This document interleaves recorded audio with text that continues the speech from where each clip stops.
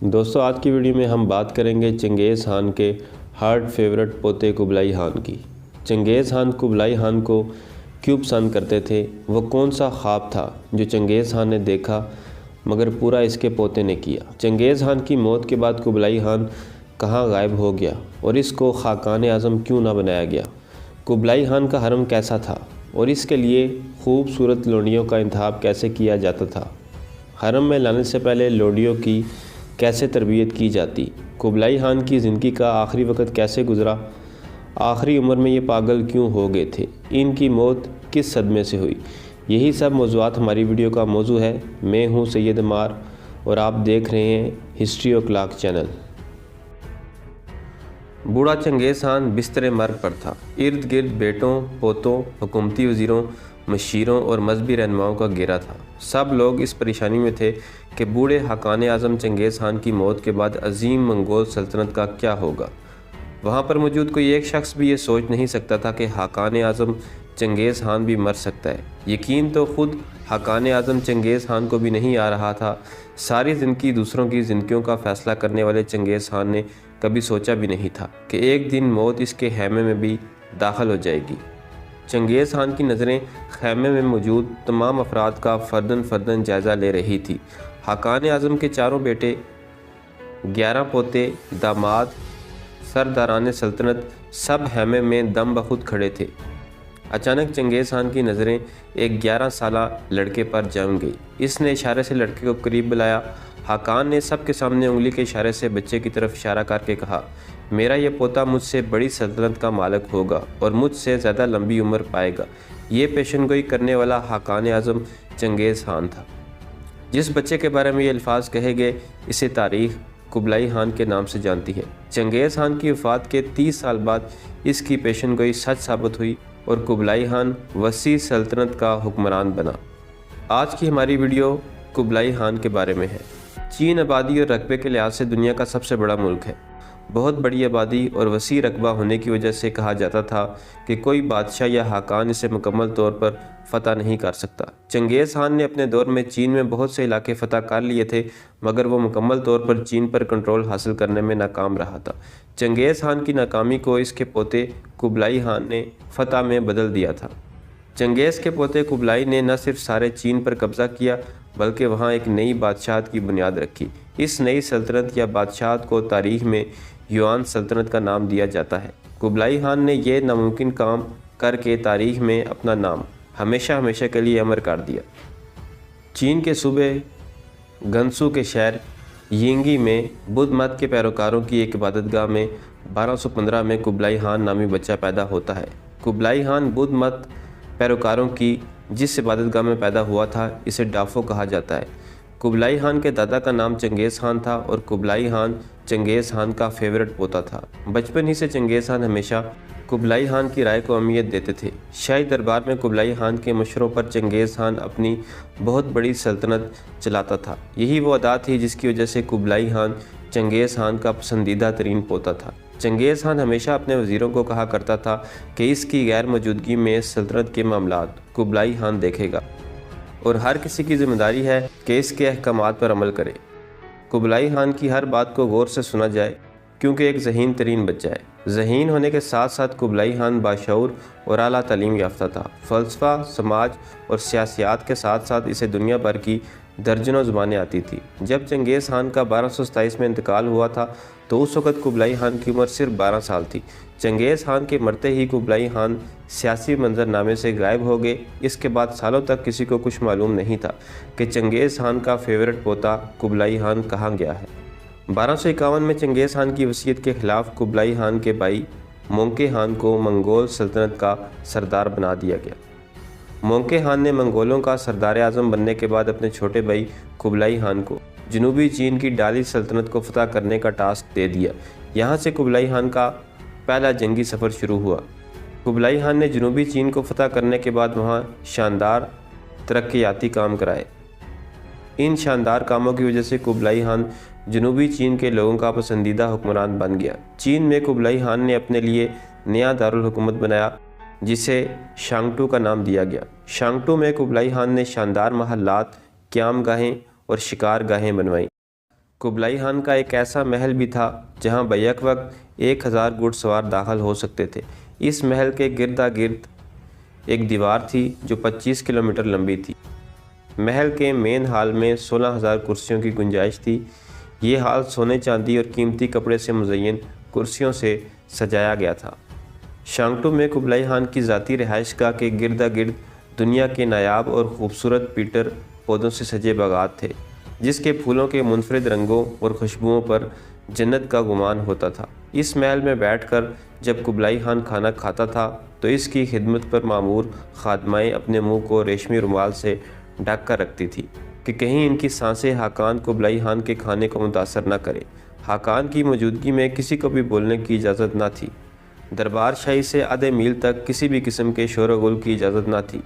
इसके दरबार में हाज़िर होने वाले हर शख्स को सफ़ेद चमड़े से बने जूते पहनने पड़ते थे ताकि सोने और चांदी की तारों से मुज़य्यन कीमती कालीन ख़राब न हो। हर शख्स अपने हाथ में एक उगालदान रखता था कि कहीं गलती से भी थूक कालीनों को गंदा ना कर दे।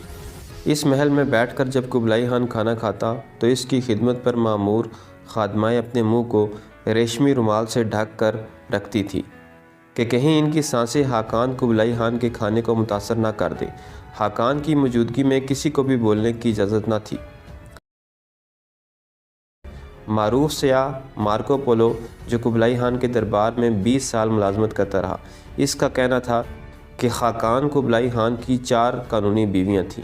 इसके अलावा वसी तादाद में बांदियां और लोंडियां भी मौजूद थीं जिनके दम से शाही हरम आबाद था। इन बांदियों का इंतखाब एक कदीम मंगोल रवायत के तहत किया जाता था। हर 2 साल बाद हाकान के आदमी मंगोलिया के एक सूबे अंगोद जाते थे जहाँ की औरतें अपनी रंगत और ख़ूबसूरती में यकता थी। वहाँ से बड़ी छान फटक के बाद सैकड़ों ख़वातीन का इंतखाब किया जाता था। इन ख़वातीन की खूबसूरती को कीमती पत्थरों की तरह कैरात में मापा जाता। हर पहलू से देखभाल करके इनकी रंगत, चेहरे के नकूश, खदोहाल, चाल डाल और जिस्मानी नशेब व फराज के हिसाब से नंबर दिए जाते। जो लड़की 20 या 21 कैरात की हद को छू लेती तो इसे दारुल हुकूमत में लाया जाता। अगले मरले में इन लड़कियों को किसी अमीर या दरबारी की बीवी के हवाले किया जाता जो इस लड़की की मज़ीद छान फटक करती कि कहीं वो किसी अंदरूनी खराबी का शिकार तो नहीं।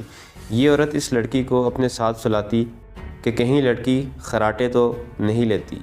रात के मुख्तलिफ औक़ात में इसकी सांस की बू का मायना किया जाता।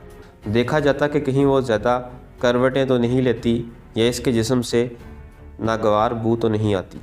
इन तमाम मराहल के बाद कामयाब लड़कियों को इस काबिल समझा जाता था कि वो बादशाह की खिदमत में हाज़िरी देने के काबिल हैं। 5 लड़कियों की एक टोली 3 दिन और 3 रातें हाकान की खिदमत में गुजारती। इसके बाद नई टोली इस खिदमत पर मामूर हो जाती। कुबलाई खान के पूरे दौरे हुकूमत में मुंतखब दोशीज़ाओं की फ़ौज ज़फ़र मौज इस इंतज़ार में रहती कि कब इनकी बारी आए और इन्हें हाकान की खिदमत का मौका मिल सके। ये वो ज़माना था जब मंगोलों का हकीकी वारिस कुबलाई खान का बड़ा भाई मोंके खान था, लेकिन हर तरफ कुबलाई खान की शोहरत थी। मोंके खान को जब मालूम हुआ कि हकीकी मंगोल हुक्मरान वो है लेकिन चर्चे कुबलाई खान के हैं तो इसे बुरा लगा। मोंके खान के साथियों ने कहा कि कहीं ऐसा ना हो कि इनका भाई कुबलाई खान बगावत करके सारी सल्तनत का हुक्मरान बन जाए। अब बड़े भाई के दिल में छोटे भाई की वफादारी के हवाले से शकूक व शुबात पैदा हो चुके थे। कुबलाई खान ने जब ऐसी बातें सुनी तो वो मंगोलिया पहुंच गया। वहां जाकर इसने अपने भाई और मंगोलिया के हुक्मरान मोंके खान से मुज़ाकरात किए। इसने भाई से कहा कि अगर आप समझते हैं कि मैं बेवफाई कर रहा हूं तो मुझे जो सज़ा दे कबूल है। मैं फांसी चढ़ने के लिए तैयार हूं, लेकिन मेरी वफ़ादारी पर शक न करें। मंगोलिया के हुक्मरान को अपने भाई की वफ़ादारी का यकीन हो गया और इसके बाद मोंके खान ने हुक्म दिया कि कुबलाई खान चीन की संग सल्तनत के ख़िलाफ़ फ़ौजी मुहिम का हिस्सा बन जाए। इस तरह कुबलाई खान ने 1258 में चीन की संग सल्तनत पर हमला किया। इस जंग में मंगोल सल्तनत का हुक्मरान या खान आज़म मोंके खान मारा गया और इसके बाद मंगोल सल्तनत बिखर गई। मंगोलिया में कुबलाई खान के एक और भाई ने मंगोलिया सल्तनत का कंट्रोल संभाल लिया। कुबलाई खान ने अपने भाई को मंगोलिया का हुक्मरान मानने से इनकार कर दिया। इसके बाद वो वापस चीन में अपने कैपिटल शंगतू आ गया और चीनी हुक्मरानों से सुलह कर ली। इसके बाद कुबलाई खान ने अपनों ही से जंग का ऐलान कर दिया। اس نے منگولیہ سلطنت کے حکمران سے کئی جنگیں کی۔ ان جنگوں میں قبلائی خان کے ایک اور بھائی ہلاکو خان نے اس کی مکمل فوجی مدد کی۔ 1261 میں قبلائی خان نے اپنے بھائی اور اس وقت کی منگول سلطنت کے حاکم اریک بوگ کو شکست دے دی۔ اب وہ منگول سلطنت کا بادشاہ تھا۔ جنگ کے دوران ہی اس کا بھائی اریک بوگ فرار ہو کر دربدر پھرتا رہا۔ آخرکار 1266 میں اریک بوگ کو قبلائی خان نے قتل کر دیا۔ قبلائی خان منگول سلطنت کا حکمران تو بن چکا تھا، لیکن یہ سلطنت اس وقت اپنی طاقت خان بالعزت حقدار بغیر کسی مزاحمت کے اس کے وفادار بن گئے۔ اسی دوران چین کی عظیم سنگ سلطنت کا شہنشاہ انتقال کر گیا۔ اب سنگ سلطنت کا شہنشاہ ایک 4 سالہ لڑکا تھا جس کا نام گونگ تھا۔ اس وقت سنگ سلطنت ایک ملکہ کے ہاتھوں میں تھی۔ ملکہ نے اعلان کیا کہ وہ قبلائی خان سے جنگ نہیں کرے گی۔ اس طرح سنگ سلطنت آسانی سے قبلائی خان کی جولی میں آ گری۔ سنگ سلطنت کے 4 سالہ شہنشاہ گونگ کو دربار میں لایا گیا۔ قبلائی خان نے 4 سالہ شہنشاہ گونگ کو اپنا بیٹا بنا لیا۔ سنگ سلطنت کا خاتمہ ہو چکا تھا، لیکن سنگ سلطنت کے وفاداروں نے قبلائی خان سے جنگیں جاری رکھیں اور آخرکار 1279 میں سنگ سلطنت کے وفاداروں اور قبلائی خان کے درمیان فیصلہ کن جنگ ہوئی۔ یہ جنگ چین کے علاقے یامین میں برپا ہوئی تھی۔ یہ جنگ کشتیوں پر لڑی گئی جس میں سنگ سلطنت کو شکست ہو گئی۔ سنگ سلطنت کے بعد یوان سلطنت کا دور آیا اور قبلائی خان یوان سلطنت کا نیا شہنشاہ تھا۔ یوان سلطنت میں منگولیہ، مکمل چین اور روس کا بہت بڑا علاقہ شامل تھا۔ قبلائی خان نے اپنے دور حکومت میں چین کو شاندار ترقی سے نوازا۔ بڑی بڑی سڑکوں اور شاہراہوں کے ساتھ ساتھ قبلائی خان نے نہریں کھدوائیں۔ اس کے ساتھ ساتھ اس نے چین کے غریب اور آفت زدہ علاقوں میں ٹیکس معاف کر دیے۔ قبلائی خان نے چین میں پہلی مرتبہ سونے چاندی کے بجائے پیپر کرنسی کی ابتدا کی۔ قبلائی خان اپنے دور حکومت میں مذہبی معاملات میں نیوٹرل رہا۔ ہر مذہب کے لوگوں کے عبادت خانوں کو ٹیکس فری کر دیا۔ قبلائی خان کے دور میں مسلمان بھی اعلیٰ عہدوں پر فائز رہے، یہاں تک کہ ایک مسلمان کو چین کے صوبے یونان کا گورنر بنایا گیا۔ قبلائی خان نے ٹیکس کے حوالے سے اپنی سلطنت کو 4 حصوں میں تقسیم کر دیا۔ منگولوں کو ٹیکس فری قرار دیا گیا، جبکہ شمالی اور جنوبی چین کے لوگوں پر بھاری ٹیکس لگائے گئے۔ قبلائی خان کی ہمیشہ یہ خواہش رہی کہ ایک دن وہ جاپان کو بھی فتح کرے گا، لیکن اس کا یہ خواب ہی رہا۔ 1274 اور 1281 میں قبلائی خان کی بحری فورس نے جاپان پر حملہ کیا، لیکن اس میں انہیں ناکامی ہوئی۔ ان فوجی مہمات میں قبلائی خان کی بحری فورس کمزور ہوئی۔ جب بھی جاپان پر حملہ کیا گیا، سمندری طوفان برپا ہوئے جنہیں کاکا کازی کہا جاتا ہے۔ ان سمندری طوفانوں کی وجہ سے جاپان قبلائی خان کے ہاتھ نہ لگ سکا۔ جاپانی ان سمندری طوفانوں کو خدا کی طرف سے اپنی مدد سمجھتے تھے۔ ذاتی زندگی میں بھی قبلائی خان کو بہت دکھ اٹھانا پڑے۔